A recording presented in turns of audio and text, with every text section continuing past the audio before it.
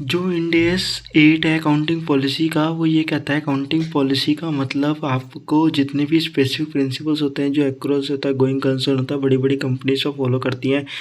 As per end S 8 उन्हें लिखना पड़ता है कि भाई हम गोइंग कंसर्न पे काम कर रहे हैं, हम एक्रोल फॉलो करते हैं। क्योंकि जो 3 एजम्पशन होती थी ना, एक्रोल, गोइंग कंसर्न, कंसिस्टेंसी, तो यहाँ पर ये 2 स्पेसिफिक प्रिंसिपल का पार्ट बनती है।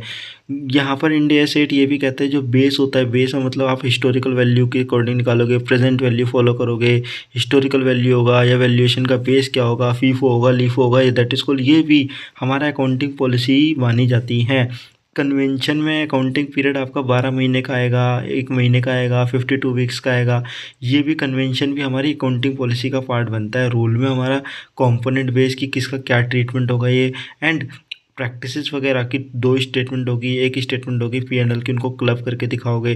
तो इनको प्रिपेयर करते समय, प्रिपरेशन प्रेजेंट करते समय फाइनेंशियल स्टेटमेंट को, ये हमारी अकाउंटिंग पॉलिसीज़ को ध्यान में रखना होता है। अब हम अकाउंटिंग पॉलिसी की बात करें तो अकाउंटिंग पॉलिसी जब अप्लाई करते हैं, किस पे अप्लाई करते हैं, कोई ट्रांजैक्शन है, इवेंट है या कंडीशन है। ट्रांजैक्शन है, इवेंट है, कंडीशन है, उनका क्या ट्रीटमेंट होगा, उसकी ग्रुपिंग वगैरह, वैल्यूएशन, ये सब हमारी पॉलिसीज़ का पार्ट बनता है। अब लॉ ये कहता है क्या इंड एस 8, अगर हमारी तो पॉलिसी बहुत सारी होती है तो क्या हमें सभी पॉलिसीज़ को डिस्क्लोज करना पड़ेगा।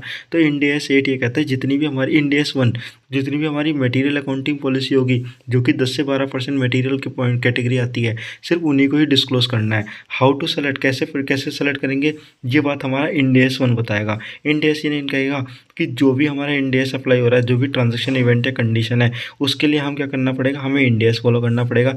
लेकिन अगर सपोज करो कोई पॉलिसी ऐसी है जिसके रिगार्डिंग इंड एस में भी नहीं लिखा हुआ, तो यहाँ पर हम जजमेंट वगैरह लगाएंगे और अपनी पॉलिसीज़ लगाएंगे, जिससे हमारे क्या होगा, एक यूज़र्स वगैरह जो होते हैं और उनको रिलायबल फाइनेंशियल स्टेट इन्फॉर्मेशन मिले, ट्रू एंड फेयर व्यू मिले, सब्सटेंस मिले, एंड उनको कंप्लीट फाइनेंशियल इन्फॉर्मेशन मिले।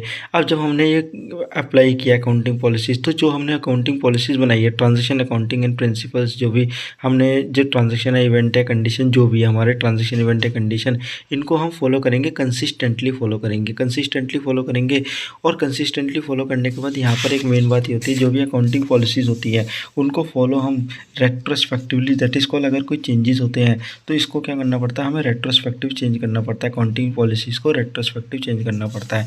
अब बात आती है, जैसे सपोज करो मैं कहता हूँ कि मेरे को लेजर की ग्रुपिंग करनी है, मेरे को क्लासिफिकेशन करना है, इस लेजर से दूसरे लेजर में लेके जाना है, तो मैं उसको मैं अकाउंटिंग पॉलिसीज़ नहीं बोलता, उसको मैं अकाउंटिंग पॉलिसीज़ नहीं बोलूँगा। जैसे मैं कहता हूँ पीपीई को इन्वेंट्री में लेके जाना है, या लेजर नंबर चेंज करना है ना, या तो ये सब चीज़ें हमारी अकाउंटिंग पॉलिसीज़ के दायरे में नहीं आती है। फिर इसके बाद मैं अकाउंटिंग एस्टिमेट की बात